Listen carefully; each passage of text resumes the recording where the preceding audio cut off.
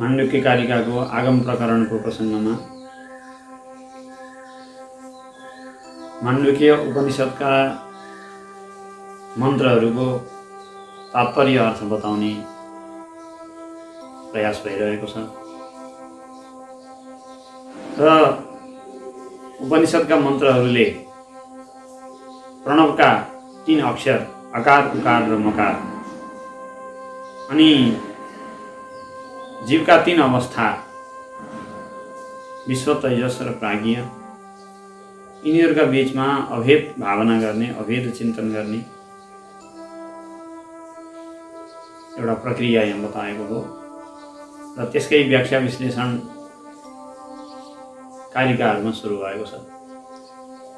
जसरी प्रणव दृश्य रूपमा 3 मात्राले बनेको छ र वास्तवमा मात्रा रहित अमात्र छ, नादमय छ, त्यस्तै आत्मा पनि व्यवहारमा विश्व तेजस प्राज्ञ अथवा जागृत स्वप्न र सुसुप्ति 3 अवस्थाको अनुभव गर्ने भोक्ता 3 तहको रूपमा उसको अभिव्यक्ति भएको छ। तर वस्तुतः 3 अवस्थाभन्दा माथि यो अवस्थातीत उसको वास्तविकता हो। मात्रातीत नै प्रणवको यथार्थ रूप हो जसरी, त्यसरी अवस्थातीत नै आत्माको वास्तविक स्वरूप हो। प्रणवले मात्रा विशिष्टलाई पनि अनि मात्रा रहितलाई पनि बताउँछ। त्यही भएर प्रणवको अत्यन्तै महत्त्व गाइन्छ। संसारमा कुनै पनि शब्द यस्तो छैन जसले आत्माको संसार विशिष्ट अवस्थालाई र संसारातीत अवस्थालाई पनि बताओस् एकैचोटि यति धेरै व्यापक अर्थलाई बोल्न सक्ने शब्द संसारसँग प्रणवभन्दा बाहेक अर्को छैन। सनातन धर्मसँग मात्रै भनेर पुग्दैन, संसारैसँग यो विश्व मानव सभ्यतामा नै यति धेरै अर्थ बोल्न सक्ने अर्को दोस्रो शब्द अहिलेसम्म फेला परेको छैन र अनन्तसम्म पनि योभन्दा बाहेक अर्को दोस्रो शब्द फेला पर्नेवाला छैन। ध्यान अवस्थामा ऋषिहरूको प्रज्ञाले एउटा समष्टि ध्वनिको रूपमा प्रणवलाई साक्षात्कार गरेको हो। समष्टि ध्वनि भनेको सबै ध्वनिको आदि ध्वनि, सबै शब्दहरूको आदि शब्द, सबै कम्पनहरूको आदि कम्पन, सबै वर्ण संरचनाहरूको आदि संरचना। त्यही भएर ब्रह्माजीको घाँटीबाट सबभन्दा पहिलो निस्केका शब्द ओंकारश्चाथ शब्दश्च द्वावेतौ ब्रह्मणः पुरा कण्ठं भित्त्वा विनिर्यातौ तस्मान् माङ्गलिका बुभौ। स्मृतिहरूमा प्रणव र अथ भन्ने शब्द यी दुवैलाई अत्यन्त माङ्गलिक मानिएको छ। किन भन्दा सबभन्दा पहिला ब्रह्माजीको घाँटी फोडेर निस्किए अरे। घाँटी फोडेर निस्किए भनेको छ ब्रह्मणः कण्ठं भित्त्वा विनिर्यातौ, ब्रह्माजीको घाँटीबाट निस्किए। अब ब्रह्माजीको शरीर भनेको यो ब्रह्माण्ड नै ब्रह्माजीको शरीर हो। ब्रह्माजीको शरीर भनेको के हो भन्दा यो 14 भुवन सम्पूर्ण ब्रह्माण्ड नै ब्रह्माजीको शरीर हो। त्यो सबैमा उहाँको तादात्म्य भाव छ अथवा आत्मभाव छ भनेपछि एक हिसाबले हेर्दा ब्रह्माण्डको आदि ध्वनि भन्न पाइयो। र अचेल अनुसन्धान गर्ने खगोल भूगोल विज्ञानको अनुसन्धान गर्नेहरूले पनि कता कता सूर्य उदाउँदा अस्ताउँदा सूर्यको किरण निस्किँदा सूर्यबाट निस्कने ध्वनि पनि प्रणवको ध्वनि भएको भनेर अनुसन्धान गर्न थालेका छन्। त्यस्तो पनि केही कुराहरू सुनिँदैछ। जे होस्, हाम्रा ऋषिहरूलाई अनादिकालदेखि प्रणवको प्रयोग उपयोगिता र महत्त्वबारे प्रशस्त ज्ञान थियो र हाम्रो साधना नै सबैभन्दा धेरै पहिलो साधनाको सुरुवात नै प्रणवको साधनाबाट भएको हो। सत्ययुगका लागि मान्छेहरूमा अरू कुनै साधना पद्धतिहरू प्रचलित थिएनन्। कुनै देवी देवताको विशेष उपासना पद्धति पनि थिएन। यज्ञ याग गर्ने प्रचलन पनि थिएन। कुनै पनि जस्तै शिव भक्ति, विष्णु भक्ति अथवा रामकृष्णको भक्ति, देवीको भक्ति भन्ने खालका जो अहिले हामी उपासनाको पद्धति अभ्यास गर्दैछौँ आफ्नो जीवनमा, यी कुनै पनि पद्धतिहरू थिएन। र स्वाहा स्वधा गरेर हामीले गरेर यज्ञ जो गर्छौँ देवताहरूलाई, त्यो पनि केही पनि पद्धति थिएन।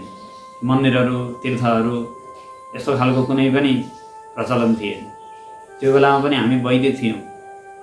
त्यो बेलामा कसरी वैदिक रह्यो, के गर्थ्यौँ हामी? सत्ययुगमा हाम्रा सबभन्दा आदि पुर्खाहरूले के गर्थे, के चिन्तन गर्थे, के मनन गर्थे, कसरी वैदिक सनातनी भए त्यो बेलामा उनीहरू भन्दा त्यो बेलामा जम्मा प्रणव मात्रै थियो। वेद भनेको प्रणवको रूपमा मात्रै थियो र ऋग यजु साम अथर्व 4 भागमा विभक्त भएर अहिले जसरी विभिन्न संहिता ग्रन्थहरूमा आएको छ त्यस्तो रूपमा वेद विभक्त भएर प्रकट भइसकेको थिएन।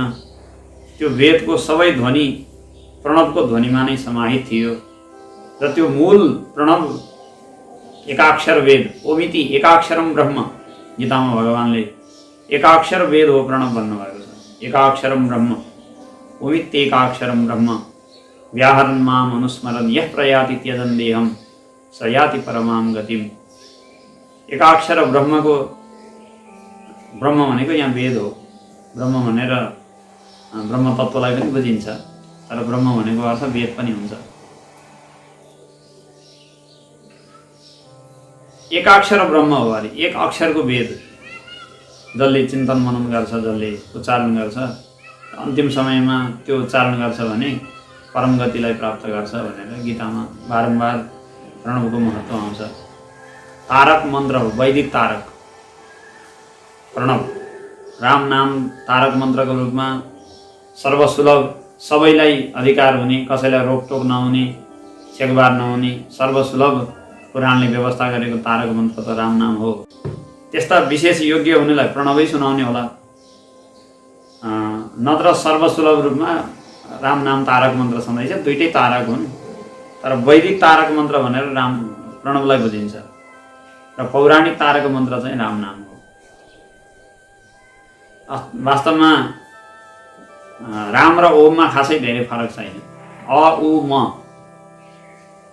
हाम्रो व्याकरणमा कस्तो छ भने रेफ चाहिँ उ हुन्छ, विसर्ग रेफहरू चाहिँ उ हुन्छ, उत्व हुने भनेर चाहिँ व्याकरणमा सूत्रहरू आउँछन्। जस्तै शिवः वन्द्यः भनेर लेख्नु पर्यो भने त्यो पर रहेको वन्द्यलाई हेरेर त्यो शिवहको जो विसर्ग रेफ हो त्यो चाहिँ उ बनिन्छ र शिवो वन्द्यः हुन्छ।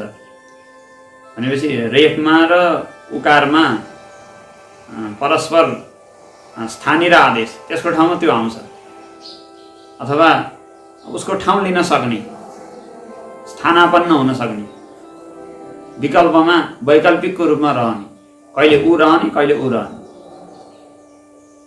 दुईटा मध्ये एउटा। विकल्पमा दुईटा चाहिँ राखेको छ व्यक्ति, कसले उसलाई कहिले कार, जस्तै मान्छेसँग दुईटा कार छ, दुईटा ड्राइभर राखेको छ, कहिले यो मन लाग्यो रातो चाहिँ चढेर गयो, कहिले सेतो मन लाग्यो सेतो चाहिँ चढेर गयो भने जस्तो व्याकरणमा पनि अवस्था अनुसार कहिले रेफ चाहिँ विसर्गतिर जान्छ, कहिले विसर्ग फेरि ऊ भएर ऊतिर स्वर वर्णतिर आउँछ, कहिले व्यञ्जनतिर जान्छ, त्यसमा चाहिँ विकल्प छ। भनेपछि रेफ र उकारमा समता देखा पर्छ।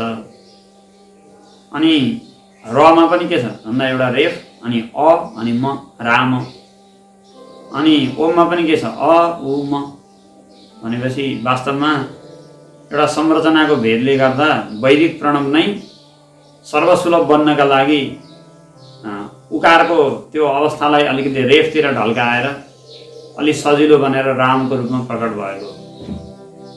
यसरी भाषाशास्त्रको दृष्टिले पनि विचार गर्न सकिन्छ, किनकि अ उ र मको जुन एउटा एक प्रकारको संरचना छ त्यो विशेष विरक्त व्यक्तिहरूलाई जो पूर्ण रूपमा नै मनभित्र वैराग्यको एक तयारी गरेर बसेका मान्छेहरूलाई जति लाभदायक छ, सामान्य प्राणीलाई त्यो त्यति लाभदायक नरहन सक्छ। त्यसको त्यो संरचना नै त्यस्तो छ।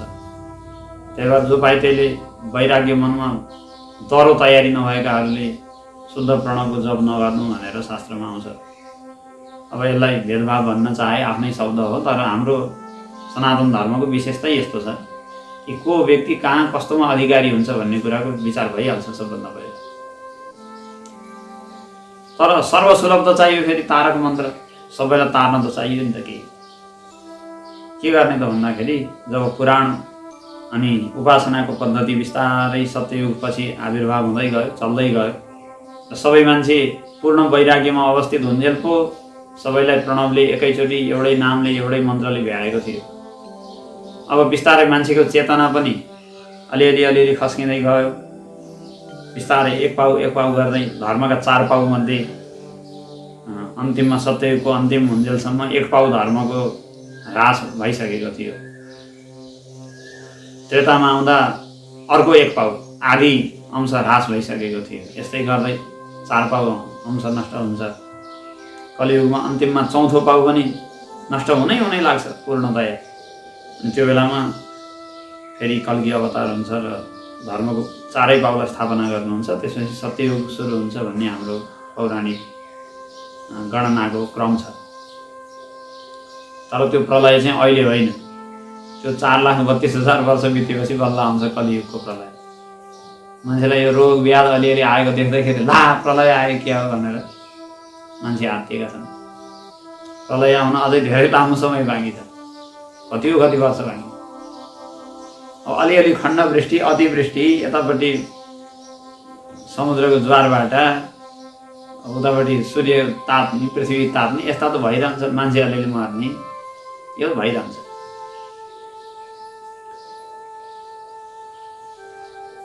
सत्ययुगमा मान्छेहरू प्रणवको उपासना गर्थे केवल।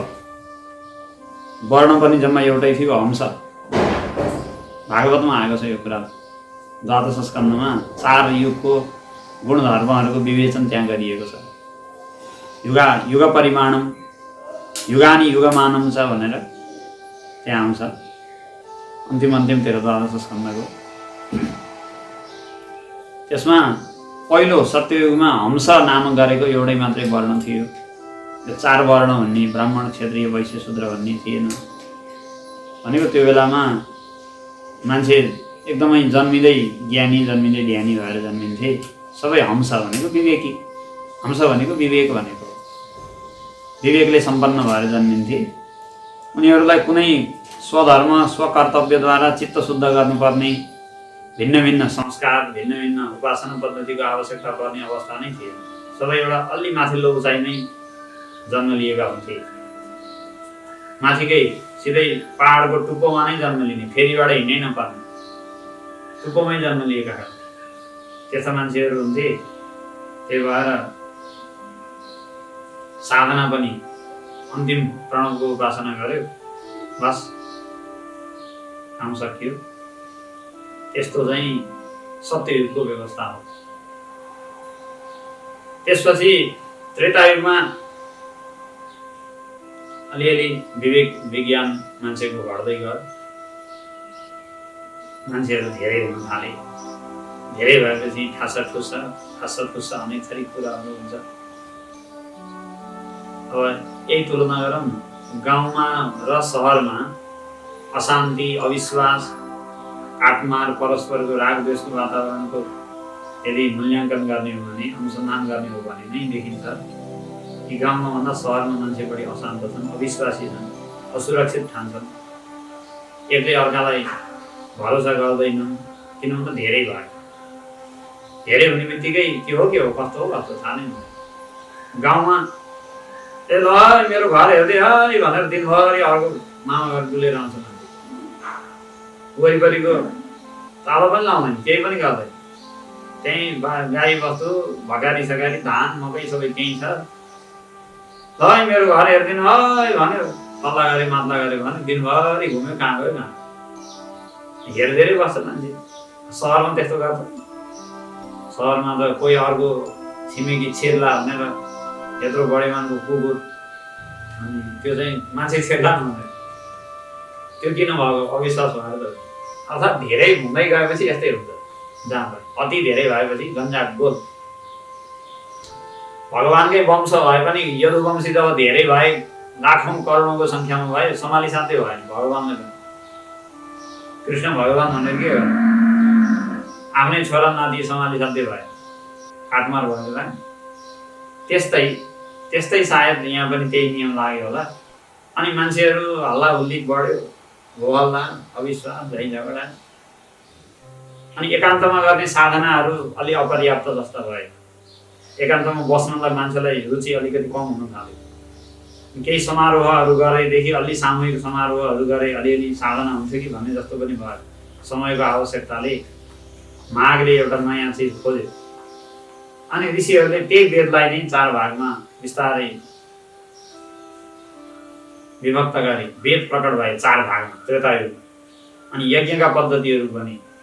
अनि कयौं साधकहरू एकै ठाउँमा बसेर, यजमानहरू, पुरोहितहरू एकै ठाउँमा बसेर विभिन्न दिव्य मन्त्रहरूद्वारा देवताहरूलाई साक्षात् आह्वान गरेर एकै ठाउँमा त्यहाँ बोलाएर प्रसाद खुवाएर उनीहरूको आशीर्वाद त्यहीँ लिएर प्रत्यक्ष आह्वान गर्थे नि देवताहरू। अनि मान्छेहरू हल्ला हुल्ली बढ्यो, हो हल्ला, अविश्वास, झै झगडा। त्यही भएर हो ऋषिहरूले चाहिँ सामूहिक उपासनाहरू, यज्ञहरू चलाए। त्योभन्दा पहिला त प्रणव जप्यो, आफ्नो कोठामा एकान्त गुफामा बसे, बस काम गर्यो। अनि अझै वेदको पनि अध्ययन गर्नु पर्यो, वेदको पनि अभ्यास गर्नु पर्यो। त्यत्र मन्त्र, विधि, पद्धति, फेरि वेदको विधिमा त थोरै अलिकति मात्रा बिग्रियो भने पनि अर्थको अनर्थ हुने।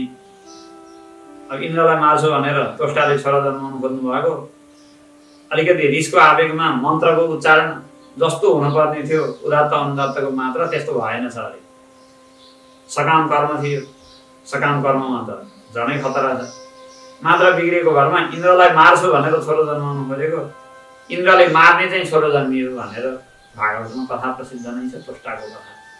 मान्छेहरू त्यसमा पनि अयोग्य रिस रागले गर्दा त्यो उच्चारणको त्यो अलिकति प्रक्रिया नै शुद्ध प्रक्रिया हुन सबैलाई गाह्रो भयो। अनि सबैले राम्रोसँग उच्चारण गर्न नसक्ने हुने बित्तिकै यसले वेद पढ, यसले नपढ भनेर छुट्याउने अवस्था पनि आयो त्यो बेलामा। किनभने दुरुपयोग गर्ने भए मान्छेहरू लाभ हुनुपर्ने ठाउँमा हानि हुने भयो, उल्टो हुनु थाल्यो। ऋषिहरूले अनि अलिक कडा नियम बनाए, ल है जो पाए त्यसले वेद नपढ भने हो। त्यो समयको आवश्यकताले ल्याएको जस्तो लाग्छ मलाई यो सबै कुरा। त्यो बेलामा तत्कालमा ऋषिहरूले आवश्यक देखेर ल्याए।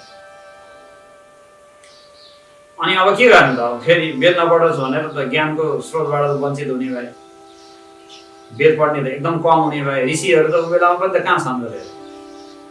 हामीलाई चाहिँ उ बेलामा जम्मैले वेद पढ्थे ब्राह्मणहरूले जस्तो लाग्छ। कहाँबाट पढ्छ? ऋषिहरूको नाम हेरौँ त, त्यो सप्तऋषि 8-10वटा ऋषिभन्दा नामै आउँदैन। जम्मै भन्न खोज्ने भने पनि यसो पल्टाएर हेर्ने भने पनि कहाँ धेरै छन् त ऋषि, एकदम कम छन् ऋषि। उही गोत्र प्रवर्तक अनि त्यसपछि प्रवरहरूका महर्षिहरू अलिअलि नाम सुन्नेका छन्। त्योभन्दा बाहेक तिनका नाति कहाँ गए, तिनका भतिजाहरूले के गरे केही थाहा छैन। कोही खेती किसानी गरे, खाए, गए, केही पनि थिएन। किन अलिकति जिउँदा मान्छे, अलिकति तपस्वी त पहिला पनि त कहाँ सबै हुन्थेन, भएको भए सबैको लेखिहाल्थ्यो नि नाम। त्यस्तैमा बित्यो तिनको पनि समय। अनि तर सर्वसाधारणलाई फेरि ज्ञानबाट वञ्चित गर्नु त भएन नि त। भनेपछि त्यो जिम्मा पनि ऋषिहरूकै हो। त्यही भएर वेदको मन्त्र जस्तो बन्धन नभएको सामान्य लौकिक भाषामा, त्यो बेलाको सामान्य भाषा नै संस्कृतै भएपछि संस्कृत भाषामा पुराणहरूलाई रचना गर्ने, अनि पुराणहरूको मार्फत पूजाहरू गर्ने, मन्दिरहरू बनाउने, विशेष भगवानका उत्सवहरू मनाउने, व्रत, तिथि, पर्व यी सबै हैन, भगवानका जन्मोत्सवहरू मनाउने, रथयात्राहरू गर्ने, पुराणका विधिले त्यसमा सबैलाई सामेल हुन अधिकार। जो सुकैलाई पनि ठुल्ठुला रथयात्रा, ठुल्ठुला पूजा पद्धति, ठुल्ठुला मन्दिर, ठुल्ठुला तीर्थ, अनि ती सबैमा दर्शन गरे, पूजा गरे, ढोगे, आए। अब त्यसमा त सबैलाई समान रूपमै अधिकार दिएको छ। त्यसरी चाहिँ हाम्रो साधना पद्धति बिस्तारै सर्वसाधारणलाई सुलभ होस् भन्दै भन्दै भन्दै भन्दै ऋषिहरूले बिस्तारै गरेर खोल्दै गएको कलियुगसम्मको अहिले हामी आएका छौँ। ऋषिहरूले कलियुगका लागि गरिदिने जति गरिसके, जति सजिलो बनाउनु पर्ने थियो। राम नाम जप सकिहाल्यो, के पनि गर्नु सकेन भने, कुनै पनि विधि छैन, के पनि आफूसँग चाहिँ क्षमता छैन भने के गर्छ? भन्दा चुपचाप लाग्यो, के पनि विचारै नगरेर राम राम जप सक्यो। राम राम राम राम राम राम जप, मुखमा राम, हातमा काम, रामको नामको कम महत्त्व छ। योभन्दा सजिलो के भन्ने? पुरा क्षमतावान तर सबैले पालन गर्न सक्ने के त भन्दाखेरि राम राम राम राम भनेर जप्ने। राम राम जप्दा जप्दै त्यो प्रणव प्रतिपाद्य जे तत्त्व हो त्यसलाई प्राप्त गर्छ। किनकि प्रणव र राम, ओम र राममा भेद छैन। अघि सुरुको प्रसङ्गमा यो भइसक्यो। शब्द संरचनाको दृष्टिले, व्याकरणको शास्त्रीय पद्धतिले हेर्दा पनि रेफ र उ परस्पर बदलिन सक्ने, एकले अर्काको ठाउँ लिन सक्ने दुईटा अक्षरको रूपमा देखा परेको हुनाले त्यही रेफ अ र म राममा छ, अनि उ अ र म ओममा छ। त्यसको संरचनामा एउटा अघि एउटा पछि छ अक्षरको क्रम। यी दुईटै समान रूपमा तारक शब्द हुन्। र तारक ब्रह्म, वैदिक तारक ब्रह्म भनेर प्रणवलाई लिएको छ। पहिलो शब्द हो संसारको आदि ध्वनि, शब्दहरूको आदि शब्द, र सबै शब्द त्यही अ उ र म को त्यो संयोजन जो ओंकार भयो, त्यसबाट नै सबै शब्दहरू, सबै ध्वनिहरू निस्केका छन्। विभिन्न भाषा, विभिन्न शैली, विभिन्न शब्द, यहाँसम्म कि पशु पक्षीदेखि देवताहरूको बोलीसम्म एकदमै सबैको शब्दलाई प्रणवले समेट्छ। र विश्व ब्रह्माण्डमा भयभरका जति तत्त्वहरू छन्, जति प्राणीहरू छन्, जति देवताहरू छन्, अस्तित्वमा जे जति वस्तुहरू छन्, त्यो सबैलाई प्रणवले एकैचोटि समेट्छ। त्रयीं तिस्रो वृत्तिस्त्रिभुवनमथो त्रीनपि सुरान् अकाराद्यैर्वर्णैस्त्रिभिरभिदधत्तीर्ण विकृति तुरीयं ते धाम ध्वनिभिरवरुन्धानमणुभिः समस्तं व्यस्तं त्वां शरणदगृणात्योमिति पदम। पुष्पवन्ताचार्य शिवमहिम स्तोत्रमा ओमिति पदम प्रणव शब्दको व्याख्या गर्दै भन्नुहुन्छ। केलाई बताउँछ प्रणवले भन्दा, प्रणवको दुईटा रूप छ। एउटा समस्त, अर्को व्यस्त। व्यस्त भनेको अ उ म अलगिएको, छुट्टिएको, छोटो टुक्रो व्यस्त। समस्त भनेको अखण्ड, जोडिएको। अर्थात् अकार उकार र मकार भनेर छुट्याउँदाखेरि त्यो एउटा रूप भयो, व्यष्टि भयो। अनि त्यसलाई अकार उकार मकारको रूपमा नछुट्याइ त्योभन्दा माथि नादको रूपमा जब अखण्ड ध्वनिको रूपमा त्यसलाई लिइन्छ, त्यसपछि त्यो समष्टि भयो। अखण्ड ध्वनि नादको रूपमा समष्टि हो, अकार उकार मकारको रूपमा व्यष्टि हो। व्यष्टिले चाहिँ अकार उकार र मकारले सबै संसारभित्रका सम्पूर्ण तत्त्वलाई बताउँछ भने समष्टि जो नाद स्वरूप छ, त्यो समष्टि नाद स्वरूपले चाहिँ विश्वातीत तुरीय ब्रह्मलाई नै बताउँछ।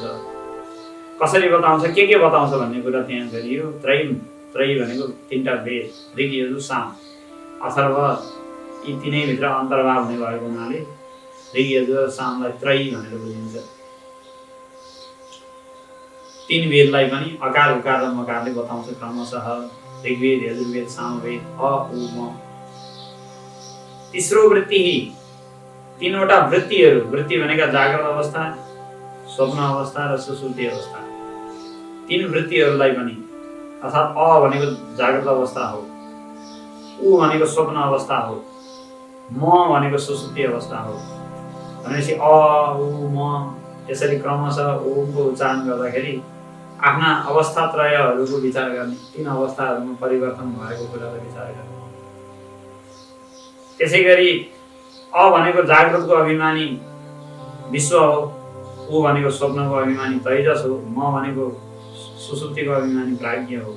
त्यसै गरी समष्टिमा पनि अ भनेको समष्टि जागृत, समष्टि स्थूलको अभिमानी विराट हो, उ भनेको हिरण्यगर्भ हो, म भनेको ईश्वर हो। यसरी तीन वृत्तिसँगै तीन वृत्तिका व्यष्टि अभिमानी र समष्टि अभिमानीहरू पनि सँगसँगै प्रणवको अक्षरले बताउँछ। त्यसै गरी त्रिभुवनम, त्रिभुवनम भनेको भूर्भुव स्व, त्रिभुवन तीन लोक। गायत्रीमा पनि अगाडि व्याहृतिको रूपमा तीन लोकको प्रसङ्ग छ। त्यो भुवन त्यसलाई पनि प्रणवले बताउँछ। अनि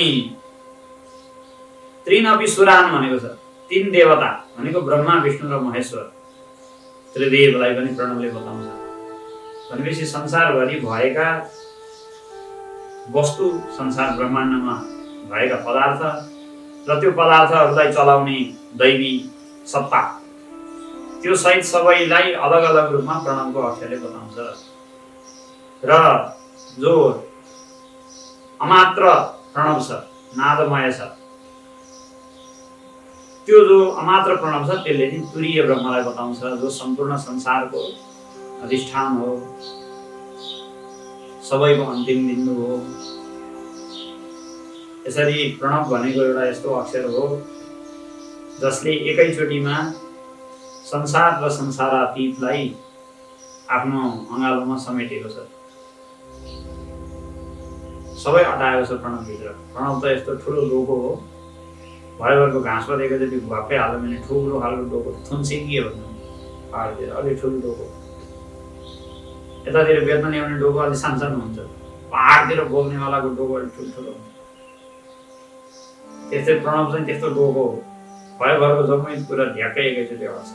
संसार र संसारातीत ब्रह्म पनि प्रणवले दुवैलाई समेटेको छ, त्यसको त्यस्तो महत्त्व छ। प्रणवका मात्रा र आत्माका पाउ, आत्माका विश्व तेजस्व प्रज्ञालाई पाउ भनिन्छ, प्रणवकालाई मात्रा भनिन्छ। कसरी मात्रा र पाउलाई अभिन्न बनाउने अथवा अभिन्न रूपमा विचार गर्ने भन्ने कुरा यी कारिकाहरूमा आएका छन्। कारिकाका प्रसङ्गहरू सुरु हुन्छन्। ओम विश्वस्यात्वविवक्षायाम् आदि सामान्यमुत्कटम् मात्रा सम्प्रतिपत्तौ स्यात् आप्ति सामान्यमेव च। विश्वस्य अत्वविवक्षायाम् आदि सामान्यम उत्कटम्। जब विश्वलाई अरूपमा, अकारको रूपमा चिन्तन गर्न लागिन्छ, कसरी विचार गर्ने? अ र विश्व कसरी एउटै भयो? केही न केही विचार गर्नलाई केही न केही तर्कको आधार चाहियो। के सोचेर अभिन्न भनेर सोच्ने? कि अभिन्न सोच भनेको बेलामा अभिन्न सोच्ने हो के कारणले गर्ने त नि? कारणको जिज्ञासा हुन्छ। त्यसलाई यहाँ भनियो विश्वस्य अत्वविवक्षायाम। विश्वलाई अ भनेर विचार गर्दाखेरि दुईटा कारणले त्यसलाई समता देख्न सकिन्छ। एउटा त आदि सामान्यम। आदि सामान्यम भनेको सुरुको, अकार पनि अक्षरहरूमध्ये सबैभन्दा सुरुको अक्षर हो। अक्षरको सुरुवात अबाट हुन्छ अनि हमा गएर टुङ्गिन्छ। मूल अक्षरहरू अबाट सुरु भएर हमा टुङ्गिन्छ। हभन्दा पछिका अक्षर त संयुक्त अक्षर हुन्, तिनको स्वतन्त्र अक्षरको रूपमा भन्दा पनि एकदम मेलजोल हुन्। क्षेत्रज्ञ भनेका त सबै मिलेका अक्षर न, अन्तिममा टुङ्गिने चाहिँ हमा गएर हो। त्यही भएर अहम भनेर जो बोध छ नि, अहम भन्ने शब्द यस्तो छ संस्कृतमा बनाएको कि त्यो अ र ह भित्र संसारभरिका सबै अक्षर, सबै भाषा, सबै शब्द, सबै ज्ञान, चेतनाका सबै रूपहरू म भित्र नै समाविष्ट छन् भन्नका लागि म भन्ने अर्थ बुझाउन अ ह भन्ने शब्दलाई लिएर हाम्रो यो आफ्नो एउटा अर्कै दृष्टिकोण छ। म को हुँ भन्दा सबै ज्ञान, सबै भाषा, सबै ध्वनि, सबै भाषाद्वारा प्रकट हुन सक्ने सबै थरी सिद्धान्तहरूको चाहिँ म संयुक्त स्वरूप हुँ अथवा एउटा केन्द्र हुँ, खानी हुँ भन्ने अर्थमा अहम भन्ने शब्द हाम्रो वैदिक वाङ्मयले बनाएको छ। अहम भन्दा सबै संसार त्यो भित्र पर्छ। किन? अबाट अक्षर सुरु हुन्छ, हमा गएर टुङ्गिन्छ। सबै अक्षर म भित्र छ। सबै मातृकाहरू, सबै मातृका वर्णद्वारा अभिव्यक्त हुने चेतनाहरू, त्यसका अधिष्ठाता देवताहरू, अधिदैव र अध्यात्ममा जति आत्मविकास गर्ने सामर्थ्य छ, त्यो सबै चिजहरू म भित्र, अहम भित्र समेटिएका छन्। त्यही भएर हाम्रो नेपालीमा म भनिन्छ। त्यो म भन्ने शब्दको त्यति धेरै दर्शन छ कि छैन थाहा छैन, तर संस्कृतमा मलाई अहम भनिन्छ। र त्यो अहमभित्र यति धेरै दर्शन लुकेको छ? शब्द किन अहम भनेर बनाइयो त नि भन्दा कारण छ। धेरै जसो संस्कृत भाषामा किन त्यो शब्दलाई उच्चारण गरियो, त्यो अर्थलाई बताउन त्यही शब्द किन भनियो भन्ने भित्र खोज्दै जाने भने धेरै कारण फेला पारिन्छ। यति धेरै विचार गरेर शब्द बनाउने प्रक्रिया चाहिँ सायद मान्छेलाई, अहिलेको सामान्य मान्छेलाई पागलपनै लाग्छ। होइन, एउटा विषयलाई, एउटा वस्तुलाई बुझाउनु एउटा शब्द राख्ने भइहाल्यो नि, किन त्यो विचार गर्नु पर्यो धेरै? हामी कहाँ नाम राख्ने पनि संस्कार हो नि एउटा। नाम राख्ने भनेपछि सानो कुरा होइन, जीवनभरि त्यो वस्तु अस्तित्वमा हुन्जेल सधैँका लागि त्यसलाई त्यो नामले पुकारिँदैछ। पहिलो दिनको नाम राख्ने भनेको चाहिँ सामान्य हो त? कुनै मान्छेलाई नाम राख्दा उसको व्यक्तित्व अनुकूल हुने गरी नाम राख्न पाइयो भने पो त्यो मान्छे सधैँ आफ्नो नामसँग खुल्छ, अत्यन्तै खुसी हुन्छ। नाम राख्दाखेरि उसको व्यक्तित्वसँग नमिल्दो नाम राख्यो भने खोल्दैन, उसको नाममा खुसी हुँदैन। त्यही भएर नाम अत्यन्तै ध्यान दिएर राख्नुपर्छ। हाम्रो नामको विज्ञान पनि यस्तो खालको छ। यहाँ कुरा हुँदै थियो अहमको। अदेखि सुरु भएर हमा सकिने अक्षर, अक्षरलाई मातृका भनेर भनिन्छ। मातृका भनेका मातृका दिदीहरू हुन्छन् र ती हरेक अक्षरहरू जीवित छन् देवीको रूपमा, शक्तिको रूपमा।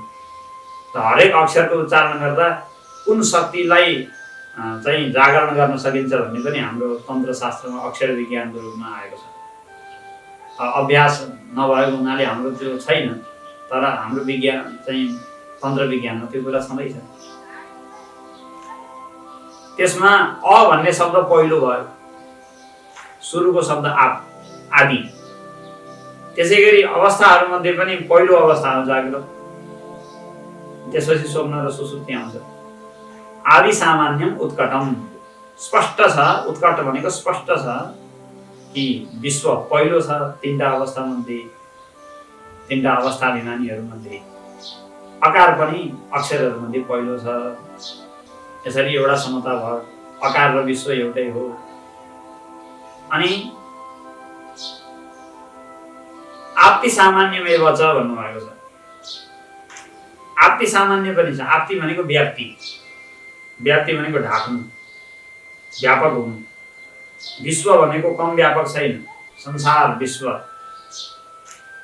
विराटको रूपमा सारा संसारभरि व्याप्त छ। 49 मुखः भनेर आउँछ। विभिन्न इन्द्रियहरू अनि 19वटा भनेपछि ज्ञानेन्द्रिय, कर्मेन्द्रिय, प्राण, अनि त्यसपछि अन्तःकरण, चतुष्टय, यी सबै मिसाउँदाखेरि 19 हुन्छ। 49 मुखः। अनि मुर्दास्थल चाहिँ द्विलोक नै मुर्दास्थल हो, पृथ्वी पाउ हो भनेर यसरी ब्रह्माण्डभरिको सम्पूर्ण स्थूललाई व्याप्त गर्ने वर्णन आउँछ त्यहाँ। भनेपछि विश्व पनि स्थूल ब्रह्माण्डभरि व्याप्त भएको हुनाले व्याप्त छ, विशाल छ। त्यसै गरी अ पनि सबै अक्षरहरूमा भरि, जस्तै क, ख, ग, घ, म जति व्यञ्जन वर्णहरूलाई हामी अक्षर मान्छौँ, त्यो सबै अक्षर बनाउनका लागि कमा पनि अ गरेर मिसिएको छ। अ नमिसिएको कको उच्चारण हुनै सक्दैन। कसरी भन्ने? आदि क कसरी भन्ने? त्यो भन्नै मिल्दैन। स्वतन्त्र रूपमा आदि अक्षरको उच्चारण हुन सकिँदैन। अरूसँग जोडेर जोडजाड गरेर गरिन्छ, तर आदि कसरी भन्ने? क भन्दाखेरि त कमा त अ मिसिसकेको छ। स्वतन्त्र रूपमा क खडा हुनु पर्यो भने अलाई त्यसले सहारा लिएकै हुनुपर्छ, नत्र अक्षरभित्र वर्णमालाभित्र त्यो आउँदैन। क पढ्दा हामीले क सँगसँगै कलाई अड्याउने पिल्लरको रूपमा नदेखिएको अ पनि सँगसँगै पढेका छौँ। जसरी विराट यत्रो संसारभरि स्थूलभरि व्याप्त छ विश्व, त्यस्तै अकार पनि सबै अक्षरभरि व्याप्त छ, सबैलाई अक्षर बनाउँछ।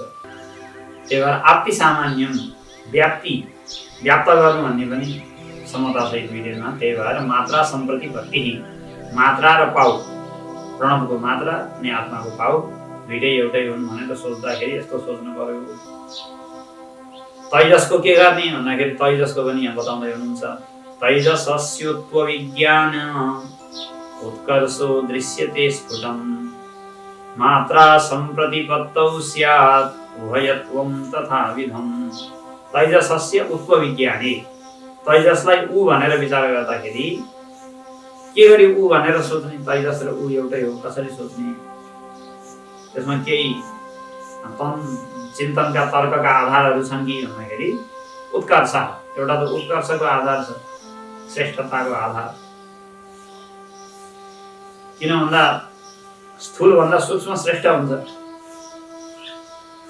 स्थूल भन्दा जहिले पनि सूक्ष्मलाई श्रेष्ठ मानिन्छ, राम्रो मानिन्छ। जति सूक्ष्म हुँदै जान्छ, जति एकदमै खनिलो सूक्ष्म कुनै पनि वस्तु हुन्छ, त्यति बिस्तारै राम्रो राम्रो हुँदै जान्छ। चिन्तन पनि सूक्ष्म भएको राम्रो भनिन्छ, जुनै पनि कुरा। विश्वभन्दा तैजस सूक्ष्म छ, किनकि विश्व स्थूलको अभिमानी हो, तैजस सूक्ष्मको अभिमानी हो। त्यही भएर उत्कर्ष भयो, सूक्ष्म भएपछि उत्कर्ष भयो, श्रेष्ठ। अनि उत्कर्ष भनेको त्यसपछि अर्को आउने ऊभन्दा माथिल्लो तलाको उत्कृष्ट। अकारपछि, अकारभन्दा माथि आउँछ उकार, भनेपछि माथिल्लो पनले पनि उकारमा श्रेष्ठता ल्यायो। अनि सूक्ष्म भएको हुनाले तैजसमा श्रेष्ठता आयो। यसरी उत्कर्ष रूपी हेतु दुईटैमा समान छ। अनि उभयत्वम, उभयत्वम भनेको बीचमा बस्नु भनेको, दुईटाको बीचमा बस्नु उभयत्व। अकार र मकारको बीचमा उकार बसेको छ, विश्व र प्राज्ञको बीचमा तैजस बसेको छ। बीचमा बसेको कसरी? बीचमा बस्नु पनि एउटा कारण भयो, श्रेष्ठता पनि अर्को कारण भयो।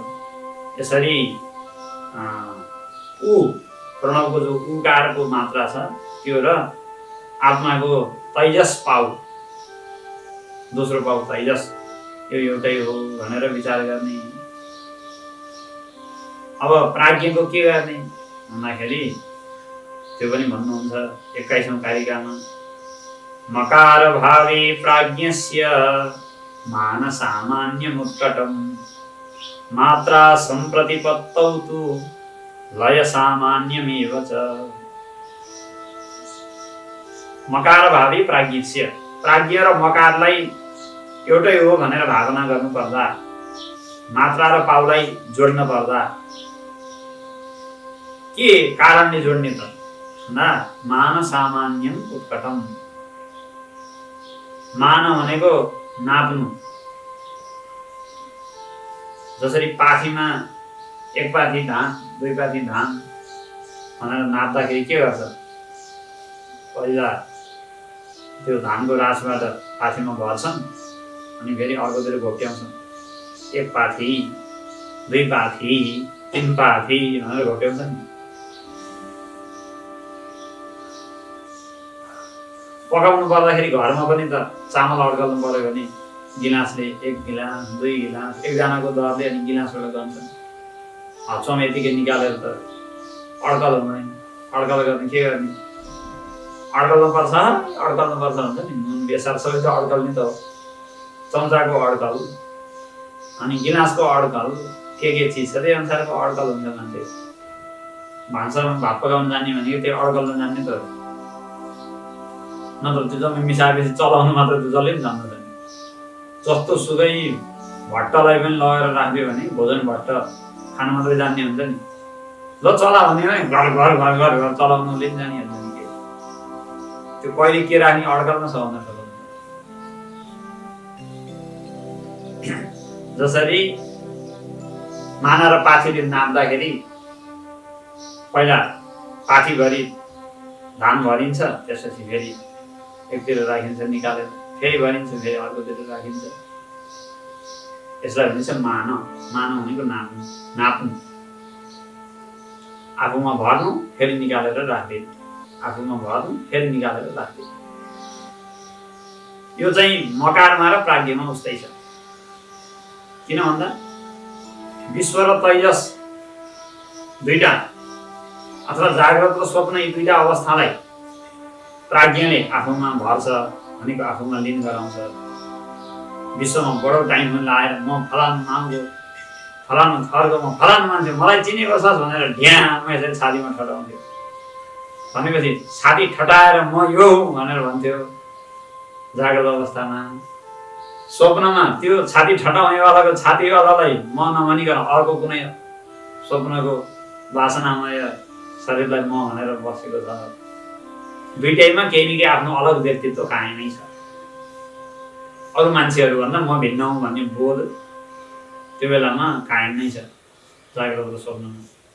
तर सुसुप्तिमा पुग्न के भइरहेको थियो, भावलप्पै सुसुप्तिले यसरी छोडिदियो, यसरी ढाकिदियो कि साप छुट्टै जम्मै बिलायो, जम्मै हरायो, एकैचोटिमा झप्पै हरायो।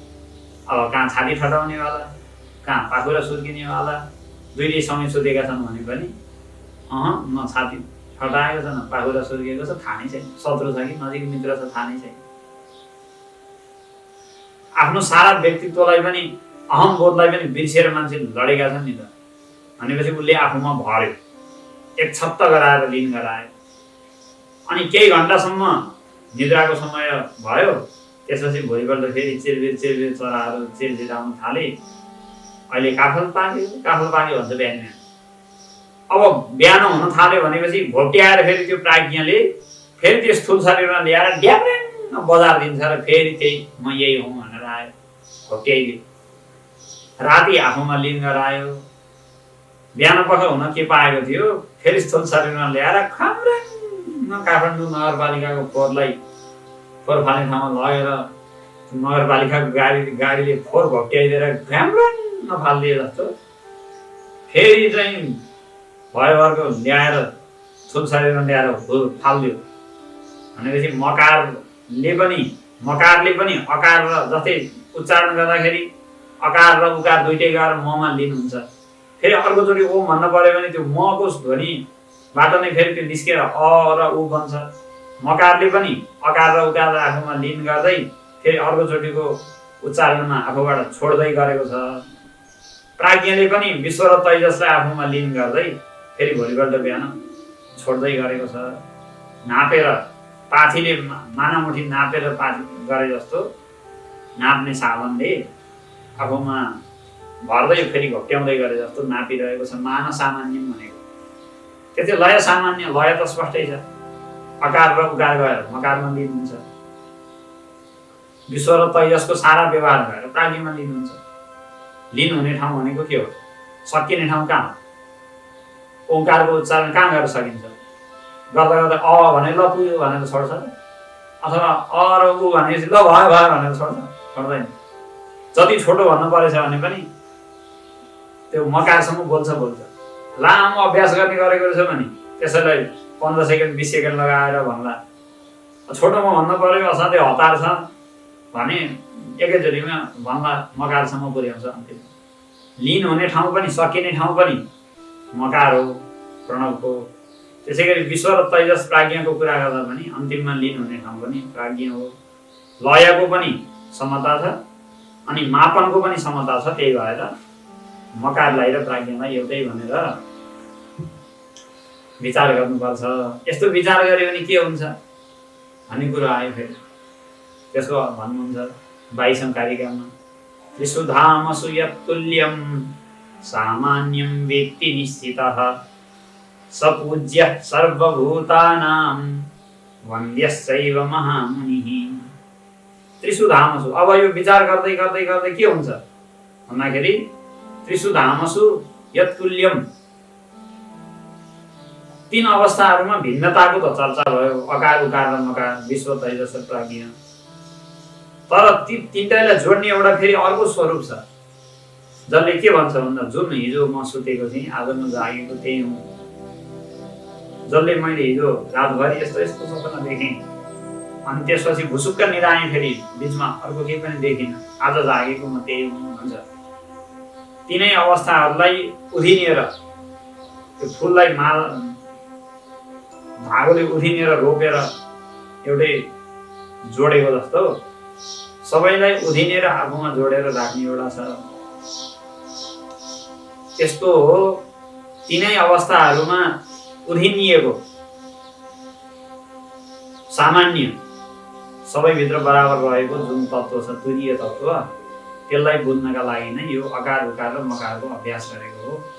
यसलाई अलग अलग बुझ्नका लागि होइन, अपितु समष्टि रूपमा सबैभित्र अनुस्यूत ब्रह्म तत्त्वको रूपमा तुरीय आत्मालाई बुझ्नका लागि यो अभ्यास हो। यसरी अभ्यास गर्दा गर्दै जसले मनलाई स्थिर बनाएर विश्व तैजस र प्राज्ञ तिनै तत्त्वहरूभित्र तिनै अवस्थाहरूभित्र अनुस्यूत रहेको आफ्नो स्वरूपलाई जसले जान्दछ त्यो के हुन्छ भन्दा सपूज्य सर्वभूतानां वन्द्यश्चैव महामुनिः। त्यो त महामुनि हुन्छ अरे, महामुनि, मुनि पनि नभइकन महामुनि। अनि सर्वभूतानां पूज्य, सम्पूर्ण प्राणीहरूलाई पूज्य हुन्छ, सबैले पूजा गर्छन् त्यसको, महामुनि हुन्छ अरे त्यो। अनि सर्वभूतानां पूज्य, सम्पूर्ण प्राणीहरूले त्यसको पूजा गर्न लायकको त्यो चाहिँ सम्माननीय बन्छ जसले प्रणवको अभ्यासद्वारा प्रणवभित्र अनुस्यूत रहेको आत्मालाई खोज्ने हो। प्रणव जपेर त जप्नको लागि मात्रै प्रणव भनेको होइन, त्यसले बताउनु खोजेको जो आत्माको रहस्य छ, तुरीय आत्मा तत्त्व सर्वत्र समान रूपमा व्याप्त छ। विभिन्न अवस्थाहरूको परिवर्तन हुँदा पनि आफ्नो व्यक्तित्वमा विभिन्न थरी रूप रङ्गको परिवर्तन देखा परे पनि भित्रको एउटा चेतनाको तह यस्तो छ, धागो जस्तो, मिश्रीभित्रको धागो घुसे जस्तो, यस्तो एउटा एक सूत्र भएर चेतनाको धागो घुसेको छ कि जतिसुकै मेरा व्यक्तित्वहरूमा आएका बाहिरी परिवर्तनहरू हुँदा पनि त्यो भित्री चेतना लुप्त भएको छैन भनेर जसले आफ्नो तुरीय स्थितिलाई जान्दछ त्यो चाहिँ महामुनि हुन्छ। ब्रह्म भएपछि महामुनि हुन के गाह्रो, सबभन्दा ठुलो ब्रह्म हुने हो। त्यो भएपछि ऋषि हुने, मुनि हुने, देवता हुने, त्यो त धेरै मुनिको कुरा। त्यही भएर त्यो बन्न कुनै गाह्रो छैन, पूज्य पनि भन्छ। ओम पूर्णमदः पूर्णमिदं पूर्णात् पूर्णमुदच्यते पूर्णस्य पूर्णमादाय पूर्णमेवावशिष्यते। ओम शान्ति शान्ति।